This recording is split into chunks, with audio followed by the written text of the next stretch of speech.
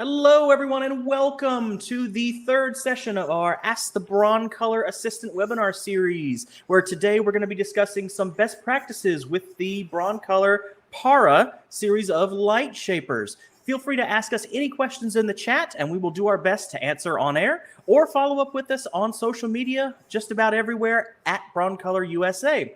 Before we get rolling today, I do want to say that you're going to hear us use some terms interchangeably today. Para versus para. Just consider that a tomato, potato type situation. We're going to be talking about all of the same products, but just a little bit differently in how we're going to discuss them.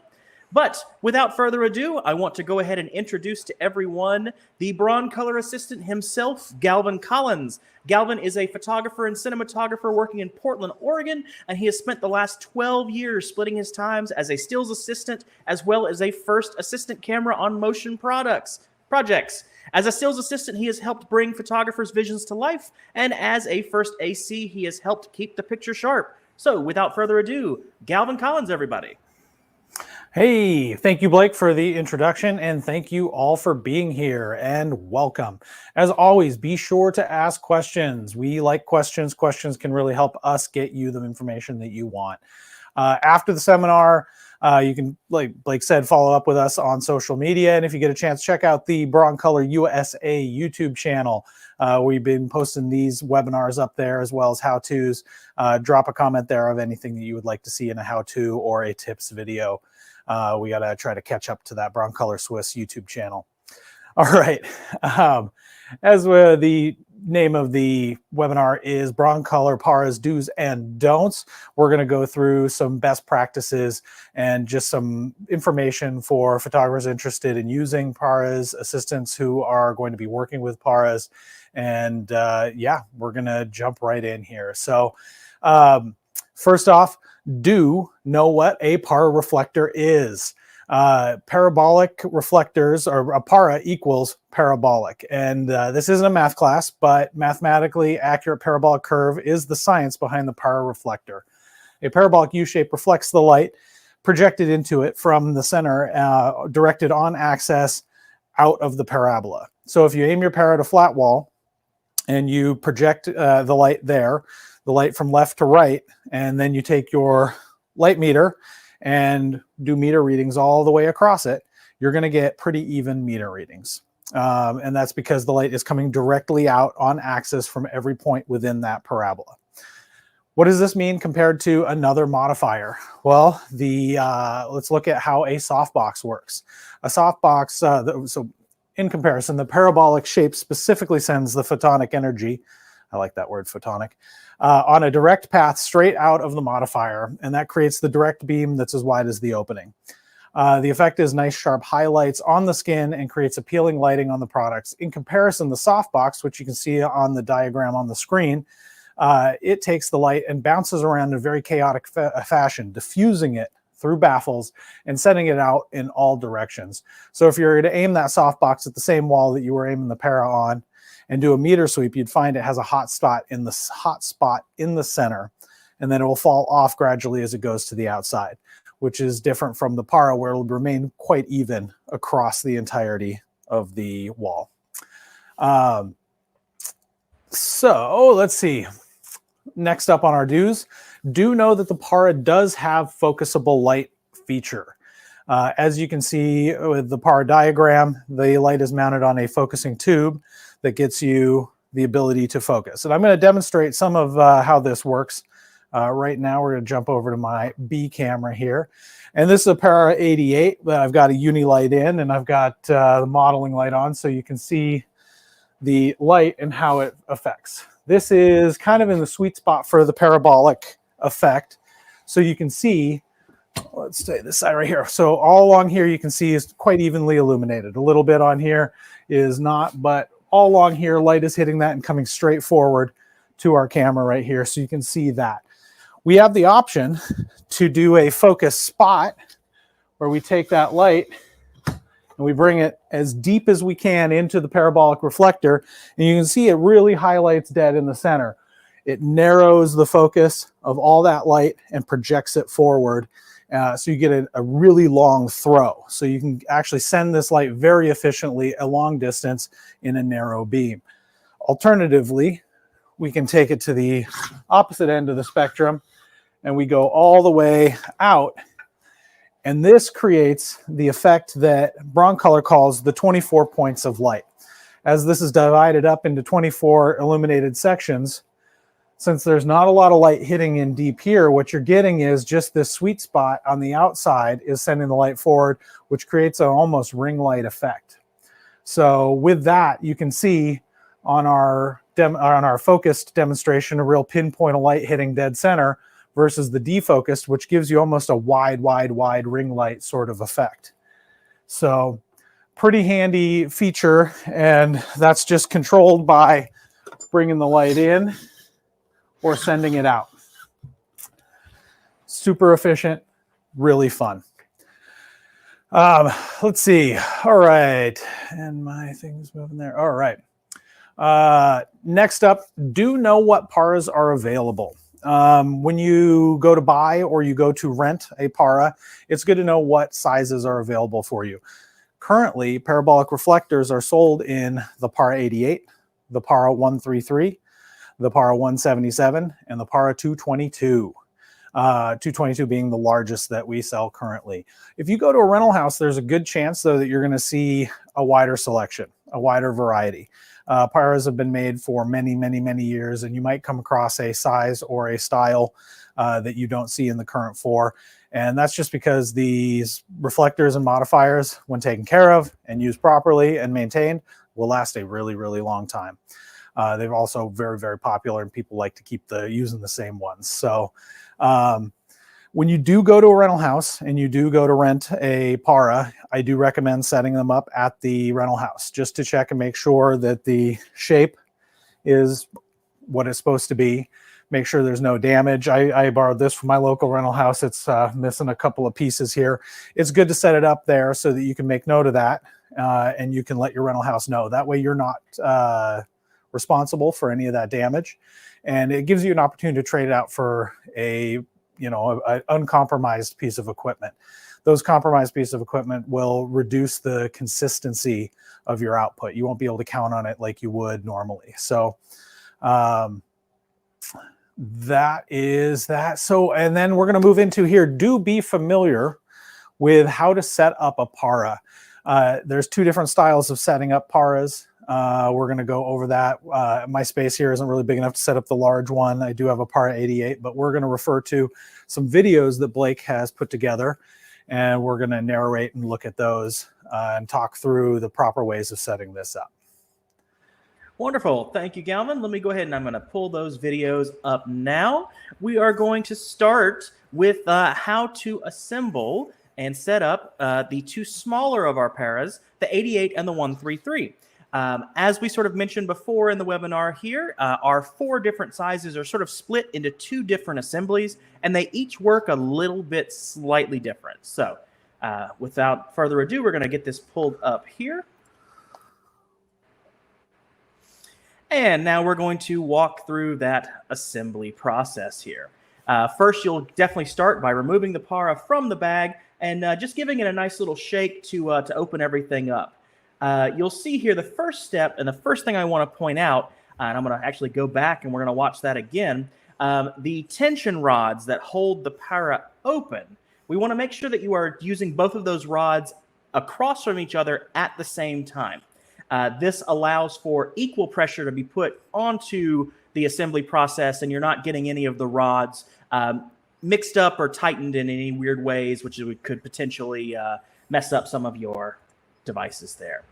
Once you have everything out, you can see that the focusing device here has the same mounting that you would see on our other lighting, lights in this case. The Unilights, basically any of our pulso mount. You can take that and it mates directly to the back end of the para, as you see there. And you can kind of lock it into... Blake, this is a good time to mention too. If you want to, you can take a Pulso or a Unilight head and you can actually mount it into the back of, and this is specifically the Para 88 or the Para 133, and use them as an advanced reflector, like a really wide and advanced reflector. It's just an extra feature set that Broncolor thought to add to it. I just thought I'd jump in and mention that. Of course, absolutely. And the keen-eyed watchers behind me here will see that I have one of our LED F116 units doing just that behind me. So definitely another great option if you are looking to utilize the Para to its fullest potential. Once you have everything put in there, you can take the tilt head and make sure that it locks successfully to that focusing device. It will be this tilt head that actually connects your Para to your stand when we get to there in just a moment. You can actually lift your Para then and place it onto a stand, and we're going to pause the video again and do a brief discussion about the 88 and the 133 have the ability to mate onto a standard C-stand baby pin in this case. However, what you can also do is remove the tightening lug that stands right there, and this same focusing unit will fit into the receptacle of a combo stand. We're going to get into stands a little bit later into everything here in our presentation today, but just keep in mind that you've got the ability to mount this in multiple ways.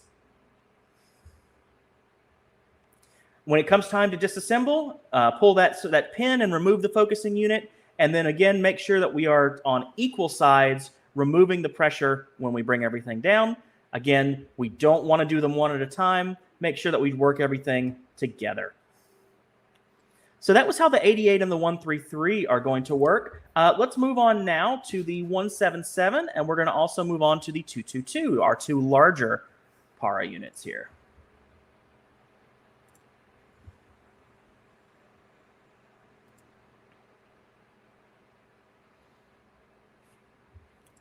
Thanks for bearing with me as our video loads. There we go. The 177 and the 222 are going to be slightly different. As they are larger units, you want to take and mount your focusing device, or mount your tilt head rather, first by making sure that the slot, as indicated there, slides onto the rod, and tighten everything down according to where it needs to be. Now, unlike our smaller Paras, we do not want to place these onto a smaller stand. We want to make sure that we're utilizing the larger stands where we possibly can, because these devices can sometimes get a little bit heavy when they're mounted on a stand. Once you have everything on the stand, please release that safety belt to go ahead and open everything up. And this is where we're going to use Galvin's favorite terms to be purposeful and deliberate to open up the Para and make sure that everything is sort of in place. The 177 and the 222 have an internal frame that clips together.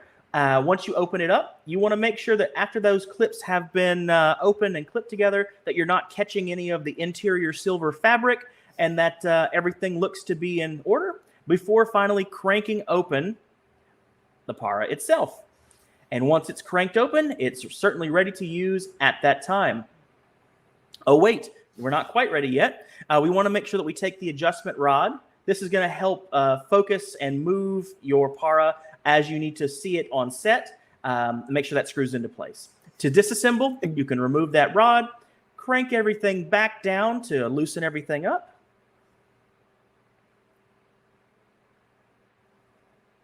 And then once it's cranked and loosened up into that position, again, we want to be purposeful and deliberate. Make sure that nothing is getting caught as we unhook the interior rods and fold it back into its storage position. And once that has happened, we can take that safety strap and we can strap everything back down for proper storage. Now that we've shown those two videos, you may be asking yourself, but now, Blake, how do I actually mount my lights to this wonderful light shaper? Well, we're going to move to our final video for the day here, and we're going to discuss how to actually utilize the focusing system in our Paras. So as we can see here, the focusing system consists of a focusing rod, which goes into the device that we discussed in the previous two videos. That rod slides into place, and you can tighten it into place utilizing this nut here. That nut can also be released, allowing you to focus the para as Galvin showed a little bit earlier in our webinar here. But make sure that it's tightened down, and also make sure that you are utilizing the right rod for the para that you're using today. Of course, this is the 88, so we're making sure that we're using the right 88 rod. Other longer rods will fit within the different para devices, but if you're not using the one of the correct length, you're not going to be able to utilize your para to its fullest potential. Once you have the rod in place, you're going to then mount your light to the inside of your para here. That's going to be done with the focusing or the adapter cage right there. You'll see our one for our Broncolor lights there mounts directly on as if you were mounting on another light shaper. And once it clicks into place and is good, you will take the female end and mate it to the pin that is on the inside of that post, and then make sure that you tighten down the nut to make sure that everything is not going to be going anywhere. We definitely have various adapters, not just for our own lights, but we do have them for other lights as well. So we want to make sure that we are utilizing the right lights for the right job. And with that, we'll bring Galvin back on and we will continue. Awesome. These videos are great. They do demonstrate what I like to really talk about while being an assistant or a photographer on set, and that is being purposeful and deliberate. Blake mentioned it a little bit earlier.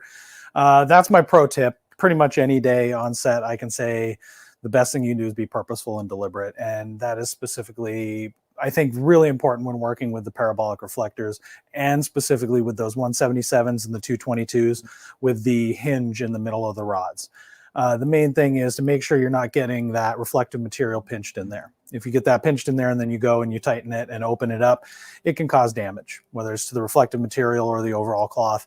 And the main thing we want to do is not cause damage to our equipment or hurt ourselves on set. So those are the two things that I think come from being or not being purposeful and deliberate, is you can cause damage to equipment or getting hurt on set.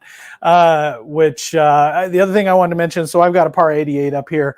This one's just a little bit different. This is an older first release version of it. So the center rod's a little bit different, but one of the things to note when you are taking it apart, and I like to think of it like when you mount the light on there, you want to take the light and the basket off when you are taking it apart. So when you're breaking down for the end of the day, instead of taking the light off of the basket, I like to take the whole basket off of the para.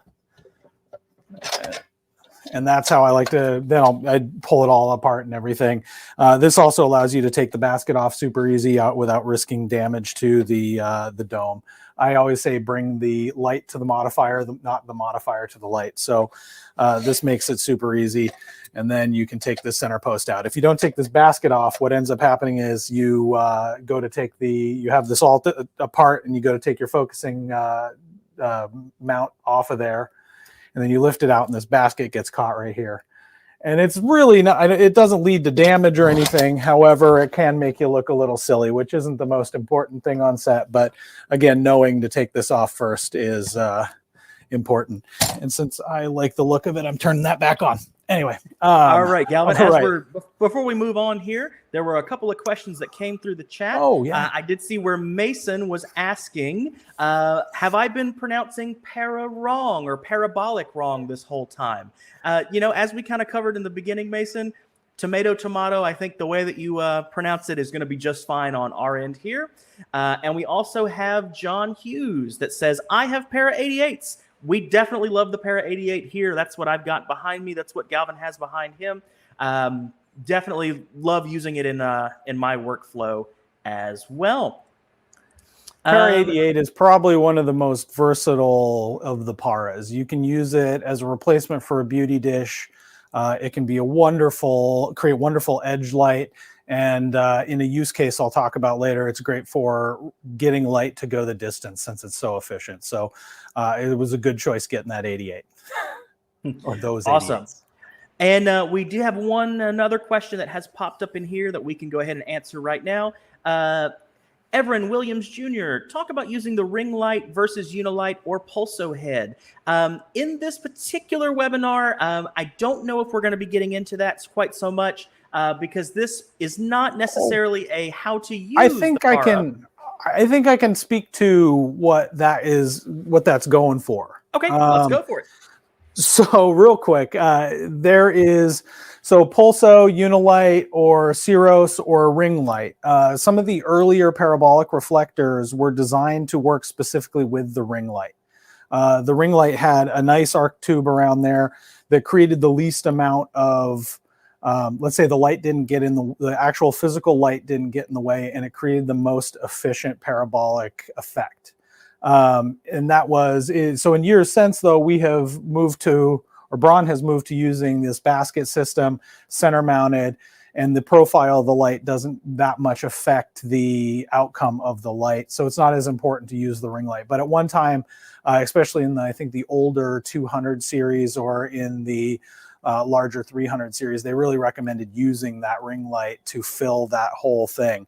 At this point, with the current basket system and the current lineup, Unilight is one of my favorites just because it's lighter weight. So when you get this onto a stand, it doesn't have that much of a tip effect. It's a lot lighter. Or if you're using the mobile heads that are part of the Move Kit, or the Ceros are a bit heavy, great for location work, but even those don't cease the parabolic effect or get in the way. So that's kind of, I think that's what you're going for, asking about the ring light. Wonderful. And now is also a good time that we're being reminded from our side on this side that when we were showing the lights and showing the paras in the videos earlier, the units that were being shown there were the Para HR, or heat resistant paras. Those were specially designed for use with continuous lights and for the Broncolor HMI lights.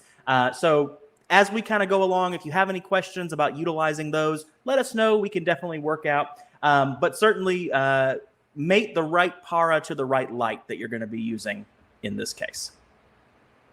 Yes. All right. If there's no other questions, I'm going to move on to what I call the big don't. We've shown a lot of do's, and I've got a couple extra do's to talk about. But first, let's just talk about my big don't. Right now, don't use the wrong stand to support your para.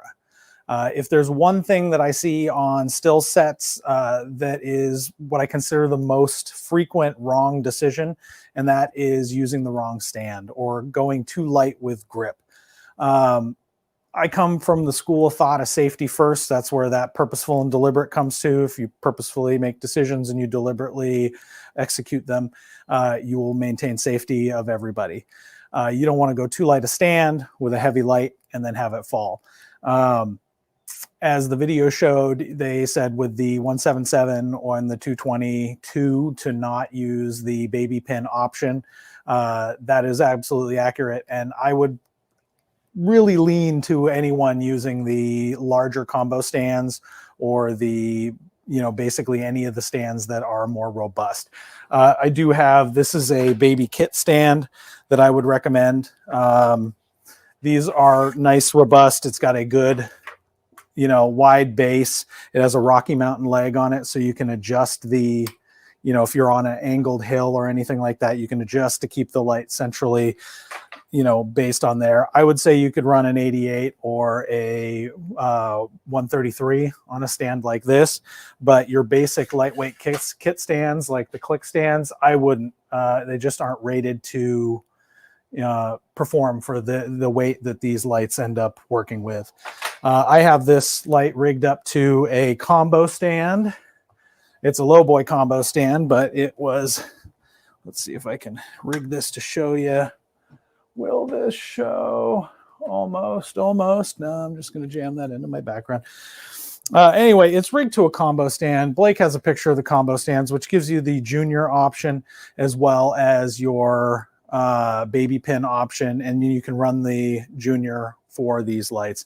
The main thing that I'm getting at is a parabolic reflector has a lot of outward weight, so it's not centrally located like just putting a head and then a softbox on. And especially if you go to that outer boomed all the way out to get you that 24 point of light look, you're putting a lot of weight on it. And if you're on a basic C stand, you're very quickly going to be in a position where it can tip. So my tip is to always run it on a combo stand or a heavyweight stand. Always use sandbags. Sandbags are the cheapest insurance you can buy to not getting people hurt on set. Finally, the other thing about the don'ts comes to if you're going to, the paras are great for working on set. Even the larger 222 is a very great light to work with on location. It can provide a wonderful addition to sunlight, or it can cheat sunlight, or it has a lot of versatility. But you got to watch out for wind. Just like anything on set, if it's a windy day, it doesn't take much for things to get blown over. So I always like to say a small sailboat with a sail that has about the surface area of a Par 177 can rip across a lake at about 45 to 50 miles an hour. It's kind of amazing. And you don't want that sort of ability, that wind pressure, to knock over your light and potentially hurt crew, talent, anyone on set. So if you are going to be working in a windy environment, I do recommend hiring an assistant that is, well-versed in rigging for that, using stakes and cables to tie down and keep your equipment safe, keep the people around you safe. If you're an assistant that wants to learn how to do that, there's generally, you look at your local grip houses and local photo houses, they can put you in contact with somebody who can teach you how to do that. It's a good thing to know if you're going to be working on a lot of locations. Let's see. And, before we do that, Galvin, it was real funny that you mentioned sailboat. I saw in the chat earlier that someone else was actually referring to the 222 as a sailboat as well. So definitely great minds think alike. Also, before we get going here, there is a question from Ben in the chat. So if utilizing a Unilight or a Pulso light, do you use a frosted dome or a clear dome? You could use either. The clear dome is going to give you the hardest shadow, or the most direct shadow. That means there is no diffusion happening to the light from that tube. So those photons of light are coming from the flash tube, hitting the reflective material and being directed straight forward, or if you're focusing direct beam or using the 24 points. So that's going to give you the hardest nose shadow. It's like having a light very direct. And if you're trying to do a cast shadow, you're working with shadows on a wall and you want to have the most crisp, that would be a good opportunity to use that to achieve that goal. A frosted dome will reduce that hard shadow a little bit. But for the most part, it is a frosted dome that is very centralized in the middle of the parabolic. All those photons of light are coming out and hitting and going straight forward. So it's still going to give you a really hard shadow. I think the differences between the frost and the clear are more apparent with other modifiers than with the para. I could be wrong, but in my experience, I've mainly just worked with clear domes. I haven't spent too much time with the frosted. Maybe we'll do a webinar about that. Maybe they'll send me some frosted and some clear and we'll do some one-to-ones. Wonderful. And then we have a question from Michael that just popped in. The focusing rod on my 133 is loose. I've tried tightening. Any tips? Well, I think first make sure that it's not the focus rod for the 88. But I think they're similar. I've tried tightening everything. Any tips? Yeah, I think one thing to try is take the focusing rod out, unscrew that tightening nut, and some silicone spray. What can happen is grit, grime, or clean it first really well, and then a little bit of silicone lubricant. It's usually available pretty cheap at your auto parts stores. It's a great thing as an assistant to have in your kit because it sticks around. You could lubricate those threads, and then hopefully that'll free it up so that it can tighten more. It can get further on there and create friction. If by chance that doesn't work, I would possibly talk to warranty department or repairs and see if we can't figure out what is going on with that, because I've had them work pretty much spot on across the board and through rental and through just whatever. So try a little bit of that, cleaning it up, and then silicone spray and see if you can't tighten that further on there. without jamming it. You don't want to really reef on it. Aluminum can weld itself to itself if you're getting crazy. So don't bring a breaker bar into this or anything. So it should be able to by hand manually turn to tighten. And if not, let's work with get you set up with the repairs department, and we'll see what we can do for you. All right, that's all we have right now. So let's keep rolling forward. Okay. And one of my other do's here, do break down and store your para safely. As we mentioned, and we saw in the video, there are correct ways to do that, and being diligent or purposeful and deliberate. I'm messing up my own catchphrases. You just want to make sure you're storing your gear. Like I said, it'll last a long time, and you will see in the rental houses, these things from years ago are still there. It's amazing, the longevity if you take care of your equipment. The Broncolor, all the paras currently come with a storage case, some roller or whatnot, and those are fantastic for in-town jobs. A lot of rental houses will send them out in those cases. But if you are going to fly, I do recommend getting a hard case, whether it's a tube style or a air case style, something like that, because as we all probably know by now, our friends at the TSA are not exceptionally gentle with any piece of equipment or clothing or anything that comes through their hands. So just taking a little care to get a good case to put it in to transport if you're going to be flying. I like getting good travel ready cases for all my equipment, just so if you're doing an in-town shoot, you know it's safe. If it's sitting in your studio, you know it's safe. And if you're going to fly, you know it's safe. So that would be my main thing, but just be deliberate, store them properly. Don't, try not to break them. That's a silly piece of advice. Finally, the last do that I have is kind of another silly one, and is simply do use a parabolic reflector. They offer a very unique tool set that can benefit photographers that are looking for something special. In my time working commercial photography, the parabolic reflector has been treated as a benchmark lighting tool. In its own way, it's secret sauce. And we all kind of look for that secret sauce or a tool to work with. It's so prevalent on shoots. I've been on a shoot once where we didn't have a para. We were going for a different type of look, but the client asked us, where's the para? They had so frequently on commercial sets see this modifier there, and they specifically asked where it was. So it's quite easy to say the Broncolor para is very well known in the commercial photography, fashion, sports action, tabletop. I mean, it's such a useful tool. A few case studies, a few ideas to get your wheels turning about how to use it. One I mentioned earlier is the 88.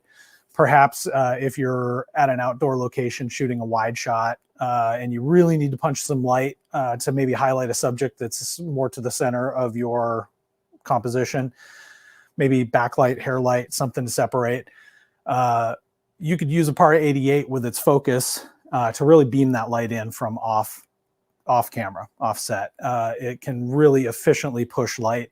So if you're using an 800 watt Ceros or 1200 watt move kit, you can really efficiently push that great location lighting into that set and make that big composition have something a little bit special.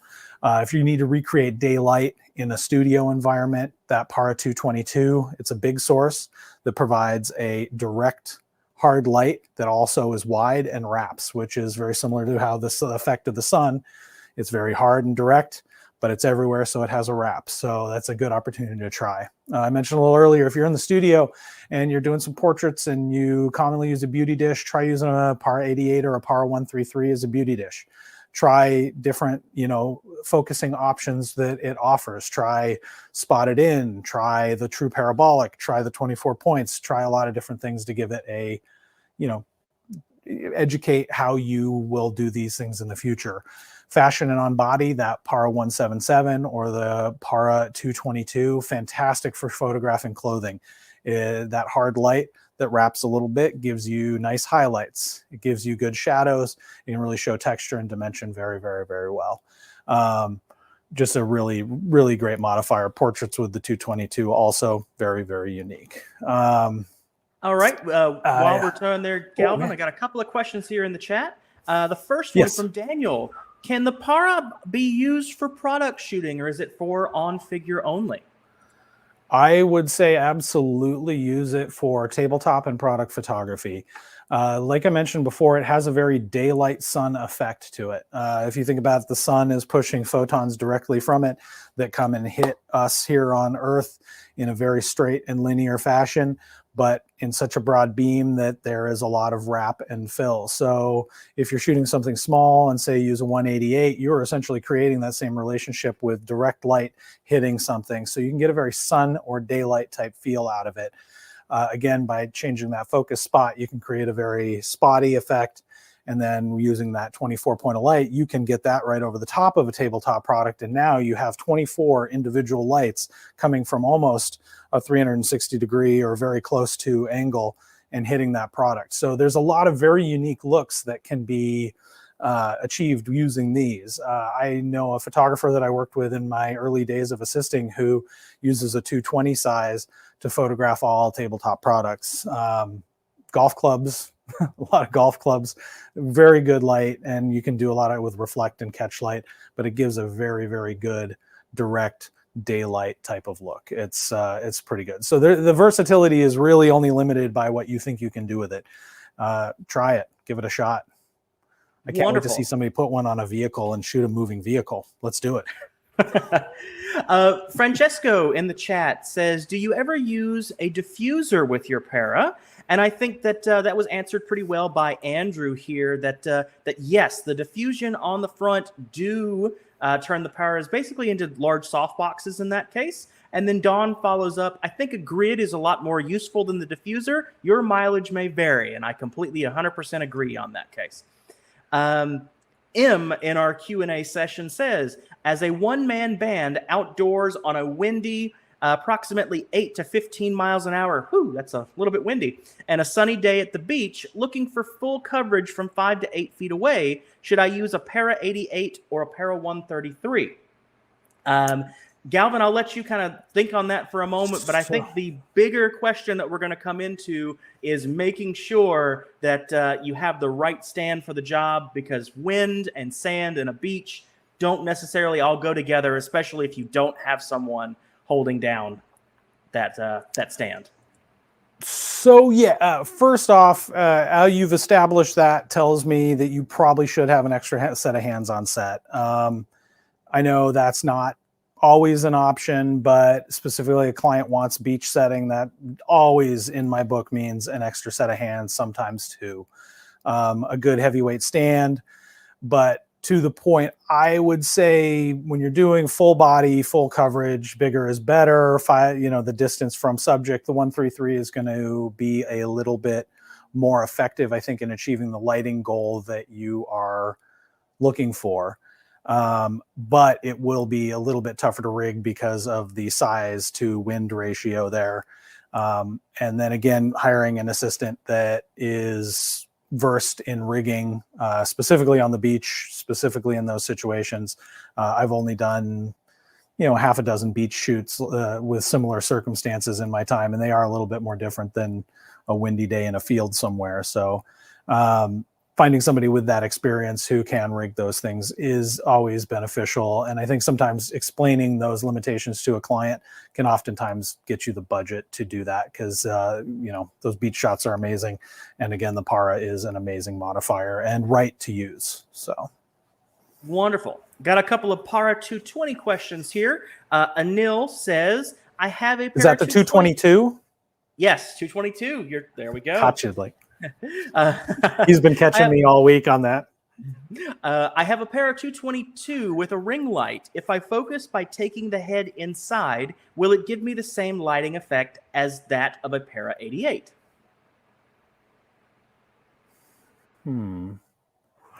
Well, okay, so you have a ring light that you're rigging to your Para 222, and you are bringing it close in.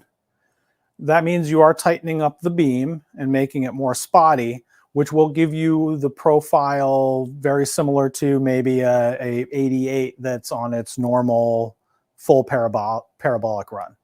If I'm understanding you right, I think you are, you are achieving a similar effect to what the 88 does in its full parabolic by doing a focus spot using the 222. Okay. And then Ben Let me know if says, that's the right. and I think we might need to do a little bit more research on that one to find out. Anil, reach out to us on social media. Again, at Broncolor USA across the board there. We'll do a little research with our partners in Switzerland, and we'll come back and get a good answer for you there. Ben in the chat says, are there any sweet spots as pertaining to subject and distance from the modifier? When using the 222, we were told that increments of 8 feet were best. Oh, interesting. I haven't heard the 8-foot rule, but that doesn't mean it doesn't exist. When the Par 88 first came out, me and one of my photographers that I worked with regularly, we basically did bench testing.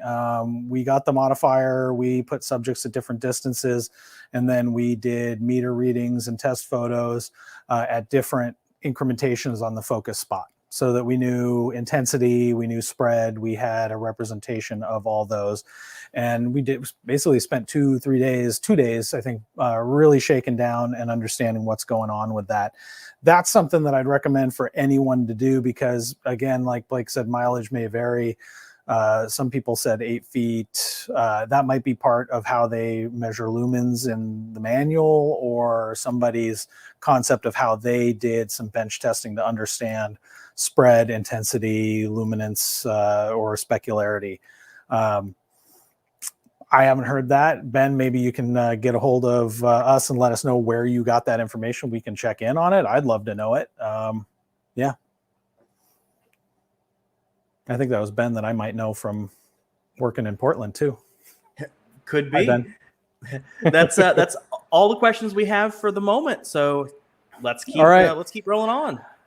So I do have my parting story, which is, I call it a lesson learned, and it has a little bit more to do with working on set than it does the parabolics. But again, my 2 things I say: purposeful and deliberate. If you are not being purposeful or deliberate, accidents can in fact happen. And even if you are purposeful and deliberate, accidents can happen. But my story is we were doing a big shoot in New York, big studio, and we rented the largest parabolic reflector that was made, which is the Para 331. Anyway, in the 300 series, very large. We got the diagram here of what that looks like. And as you can see, you have to basically have a stand that's taller than you are. You got to work from a ladder, and you've got to be very safe. And I made a mistake, and we set up the light onto the stand without putting sandbags on the stand first. And where the mistake happened was I was the traveling assistant. I was working with my photographer, and we had 2 local assistants. And our local assistant was standing there with me, helping me do this. It takes 2 people to set this modifier up. And we set it up there, and we were both holding onto the stand, had a foot on one of the legs. And I said, I'm going to go grab a sandbag, keep a hand on this. Our local assistant heard, go get a sandbag. So we both walked in opposite directions. Why, I don't understand, but we both walked in opposite directions. And as I got about 5-10 feet away, you hear that noise of it took a nosedive, and it fell and it broke like 20 of the rods and some of the hinges. And it was very, very frustrating. Again, jumping back, my communication wasn't clear. I wasn't as deliberate as I needed to be in that moment. If I was thinking about it thoroughly, I would have put a lot of sandbags on there first, but I didn't. And that local assistant was horrified.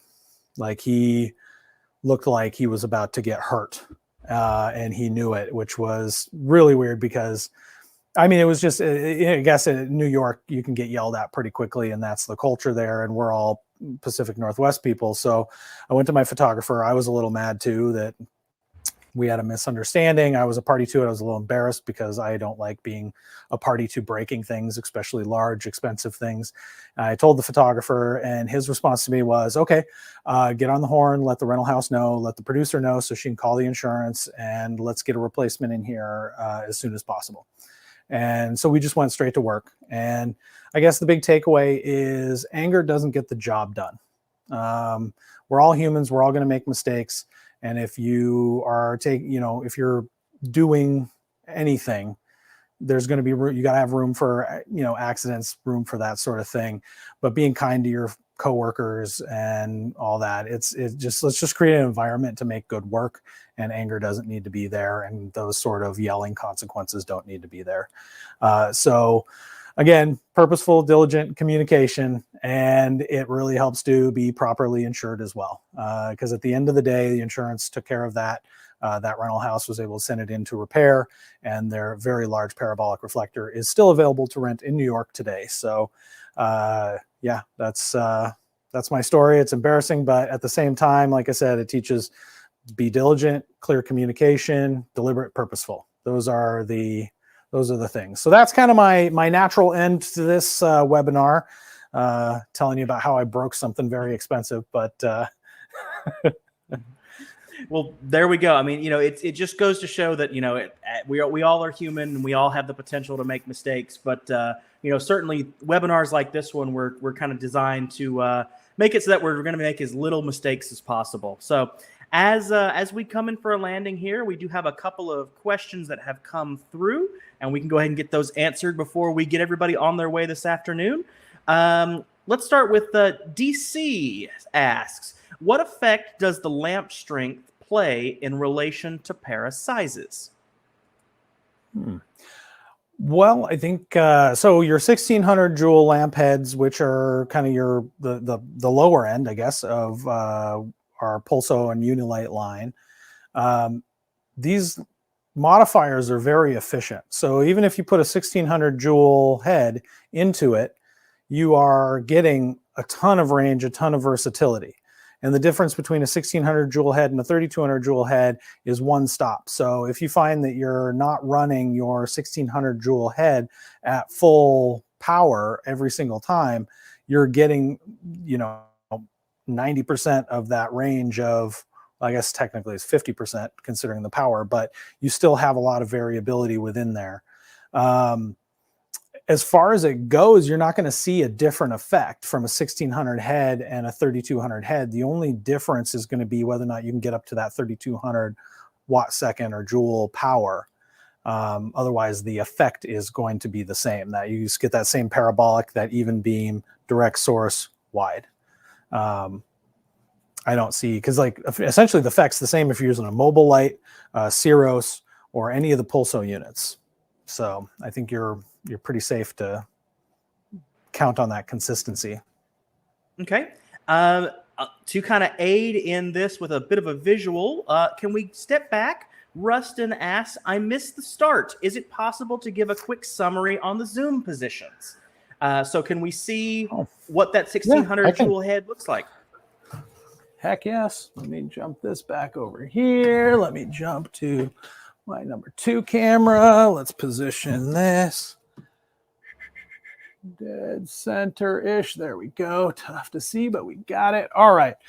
So I've got a Unilight, which I really like to run in parabolics because it doesn't have the focusing element. So this light is very lightweight, and it allows you to be a little bit more versatile. It's less cumbersome on the focusing tube. So right now, as you can see, we've got a pretty even illumination along the edges here of the para. So this is giving you that parabolic effect. Light is coming from that center, it's hitting, and then it's coming forward. I think where are we at there? No, I think that's just a trick of exposure. There we go. Here's our parabolic. This is where you're getting that even illumination along the full edge of it, so you know the light is hitting and then bouncing straight forward to what is essentially our camera here. To really focus it in and create a narrower beam, you bring that light all the way in. And you can see that this area isn't being used. That beam, all of the light from there is hitting just these inside areas and then coming straight forward, creating a nice, tight, narrow beam to your subject. And then of course, there's variety in between, and this is what I talked about. We benchmarked all the different places in between. And then this is what we looked at as the 24 points of light position, where it's defocused, and all you're really getting, this is, I think you can kind of see it on that side a little bit more. I don't have the camera position exactly precise exactly. But you can see that primarily we're just highlighting this outer ring. So each one of these spots, which there are 24 of them, kind of create a ring light effect. So if you're a photographer and you put your camera right here, you're getting essentially a ring light type effect. So if you're also using the 222, and you think you saw in the diagram that Blake brought up of that big 300 series, people will stand in front of their parabolic modifiers with the light all the way out, creating that giant ring light effect. So it's one of the features. But like I said, you can take this and you can test this. If you get a hold of one, test it, and put it at every incrementation on that focusing tube. There's demarcations that are all along there, flood, full to defocused at 10 or something. I don't remember the exact, but I know there's a number scale on there. But we took an image, we measured luminance, we measured distance, and then we recorded all that and had it on a board so that we could make reference to it. And you just learn really great options along there that's relevant to yourself as a photographer. And again, using this as a beauty dish option, you can see with this, you're not just getting a straight beam. Now you're getting 24 points of light. So it can do some interesting things, really nice eye highlights, just really good options built into it, into that focusing tube. Just that ability to change that light to be many things is handy. I hope I answered that relevantly enough. I think so. We're going to go ahead and start taking things in for a landing here. We have a couple of final questions that we're going to bang out here real quick. First, John says, how great it is to have someone here so knowledgeable and good at their job. Thank you. So yes, we love having Galvin on the team, and we love having him be our assistant here. So definitely he's got the know-how and has the skills to pay the bills, as it were.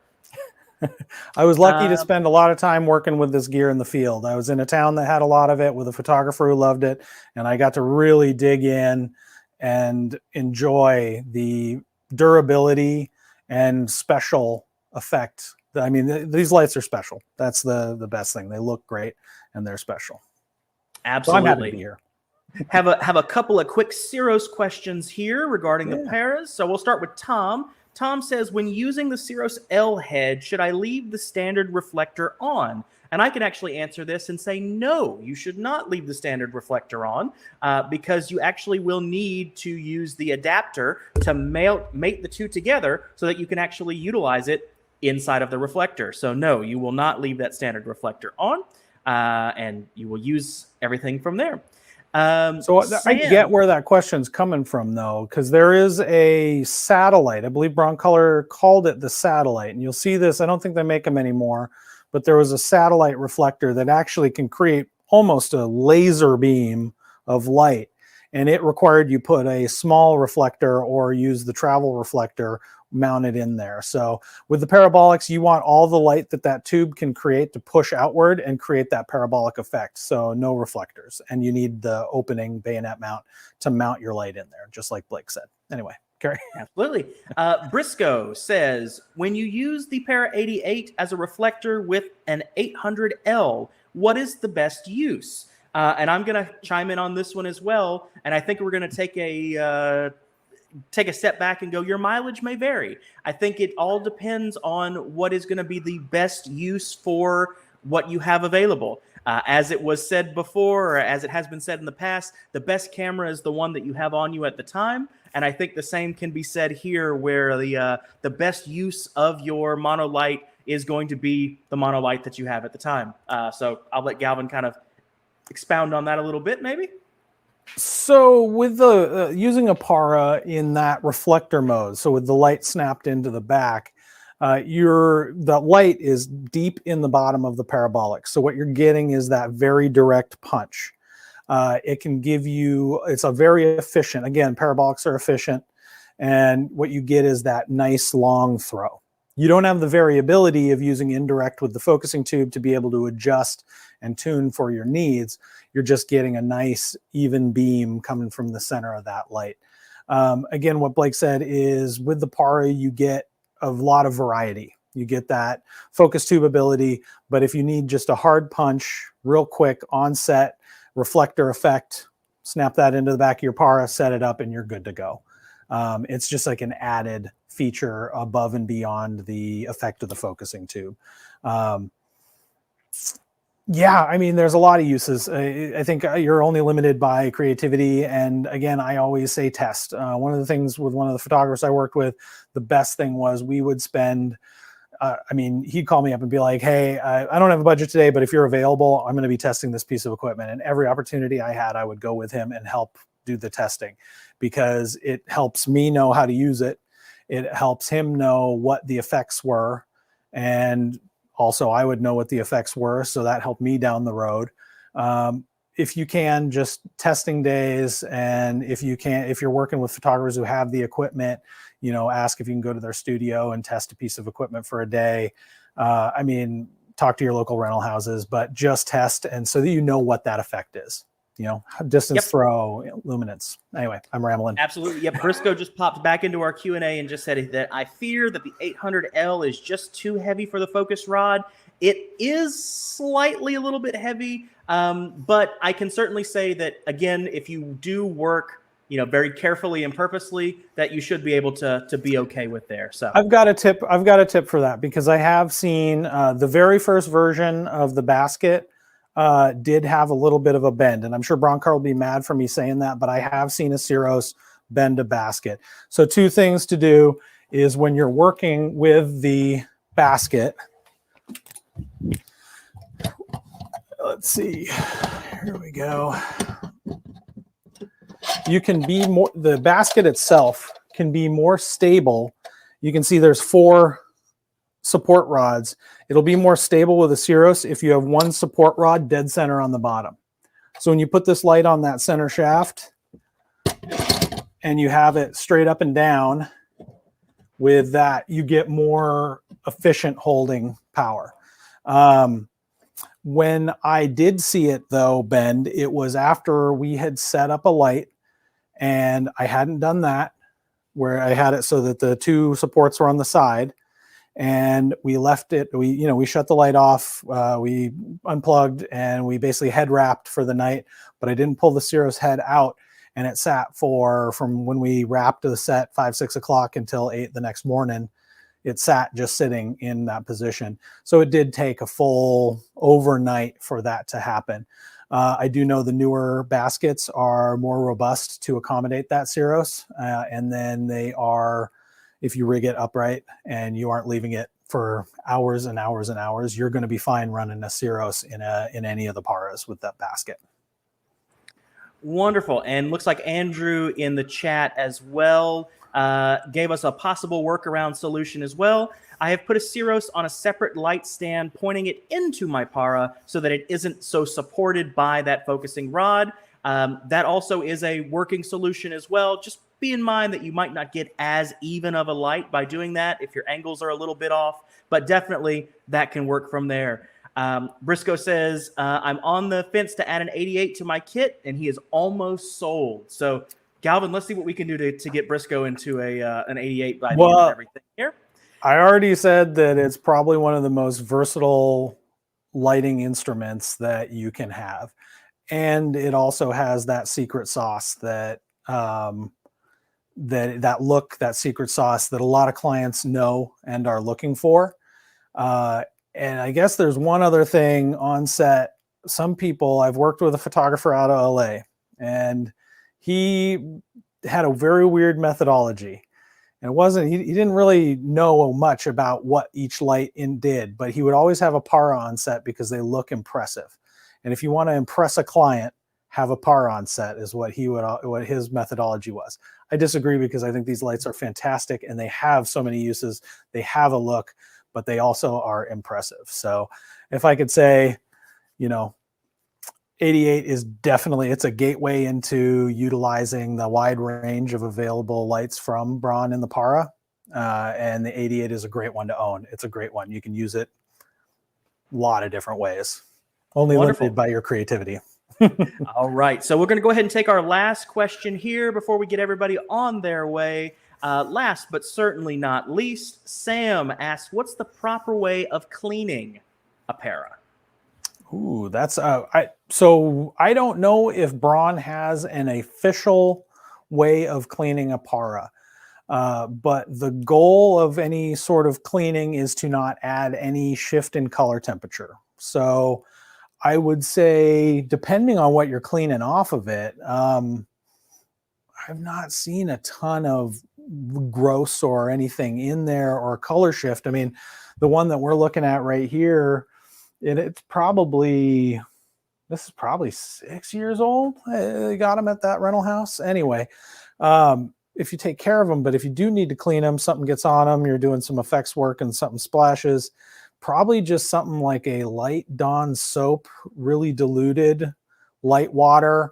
Don't saturate, but put it on a towel and then rub in. I mean, if it's good enough to get oil off a baby duck, it's good enough to get a little grease off of a Para 88, it'd be my opinion. Yep, it looks like we're getting some feedback here as well that just, a light wipe down with water, nothing that would risk any sort of removing of that silver fabric on the inside. Okay. Clean with warm water first. So I think that's probably our best answer that we've got from there.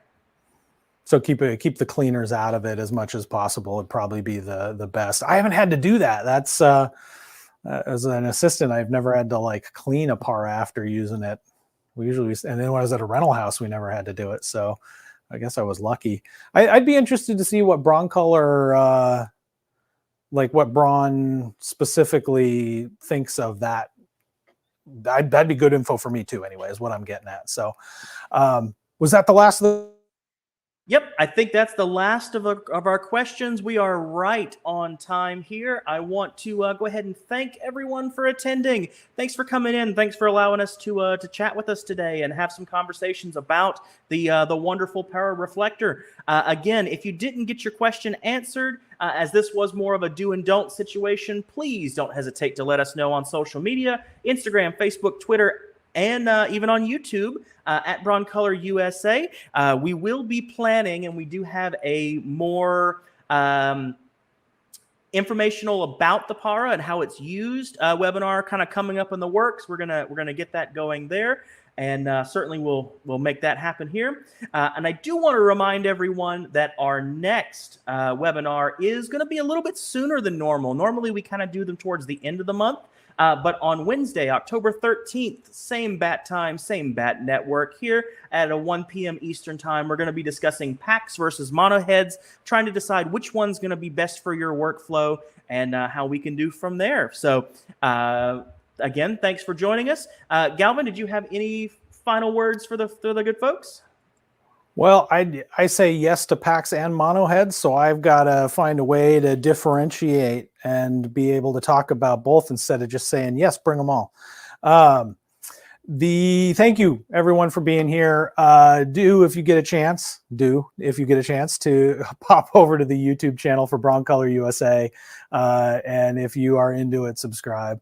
And again, we are going to be making a lot of how-tos, pro tips, and different types of videos there. And if you want to have say in what we produce, shoot a comment in over there and let us know. And that'll help educate us what people are interested in. Anyway, thank you very much. And Blake, close us out.